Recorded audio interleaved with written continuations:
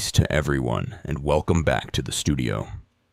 If you have ever faced heartbreak, sudden financial lack, a medical crisis, or betrayal, you know how hollow a casual religious cliché can feel.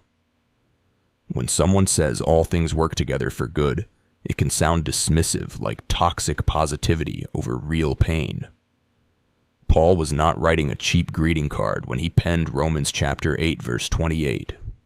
He was laying down an ironclad high-stakes law of cosmic engineering. He was not saying bad things are secretly good. He was saying, God is so sovereign he can take bitter and malicious elements and force them to cooperate for your ultimate destiny. Today we pull back the curtain on the Master Weaver to examine the spiritual mechanics of how heaven handles heartbreaks. Let us open our Bibles to the opening line of verse 28, where Paul begins with absolute certainty. And we know that for those who love God, all things work together for good. Step 1 is to understand the chemistry of grace, and the phrase work together in Greek is synergy. Synergy means to interact, to cooperate, to be dynamically synchronized toward a unified outcome. Think of table salt made from explosive sodium and lethal chloride, which transformed together become essential and life-giving. Paul is saying, God is the ultimate master chemist who forces toxic elements to synthesize into a compound that preserves your destiny.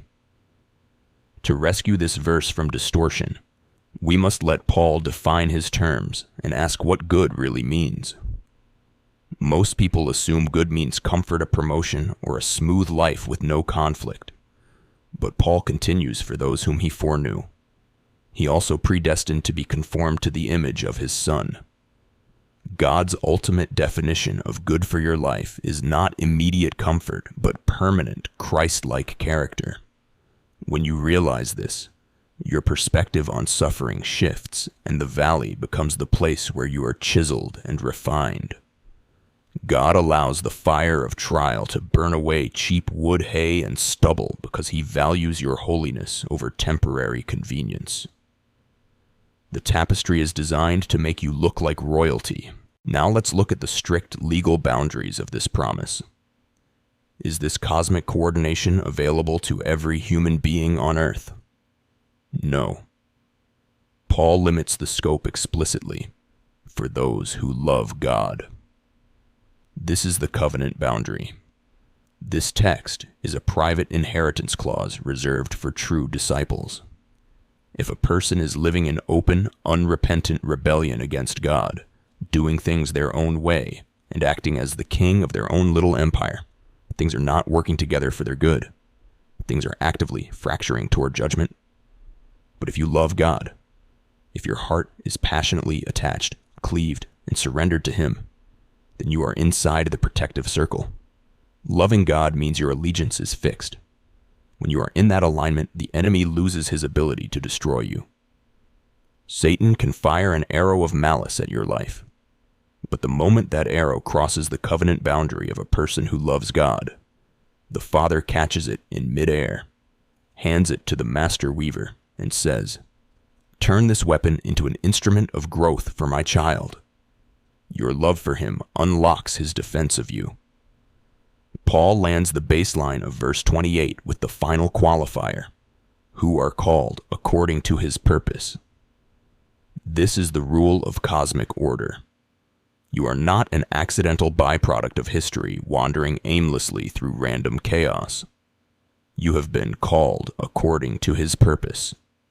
In the original language, purpose is prothesis, which means a deliberate, prearranged plan, an intentional architecture, a setting forth of a design ahead of time.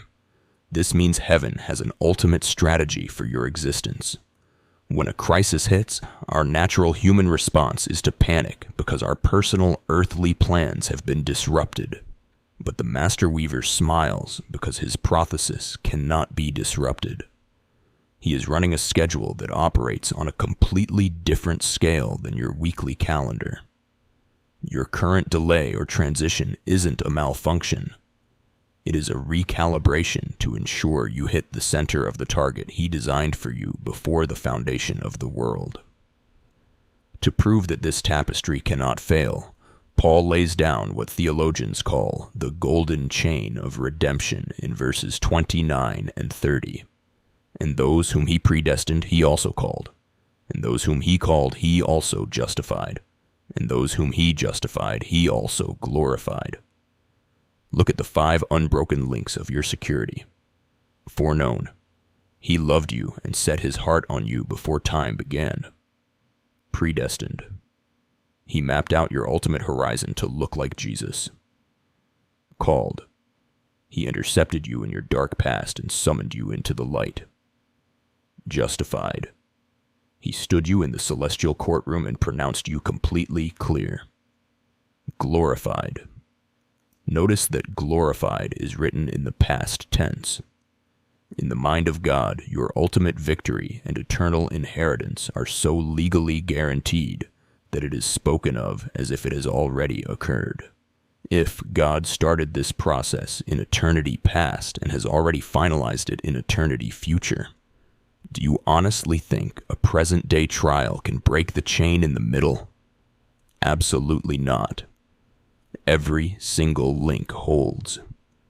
As we close our structural analysis of Romans 8:28 today, it is time to throw away the shallow religious clichés and claim the raw power of this text.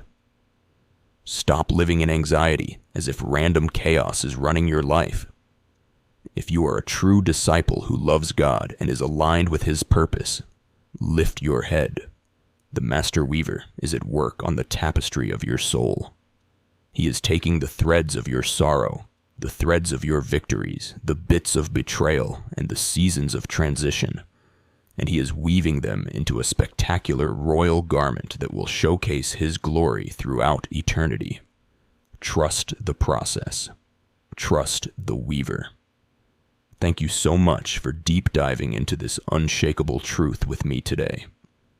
If this message rescued you from spiritual panic, please hit that subscribe button.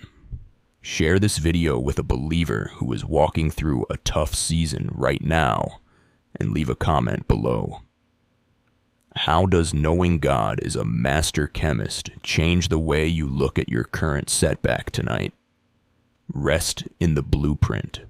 God bless you, and I will see you in our next deep dive. It is all about Jesus.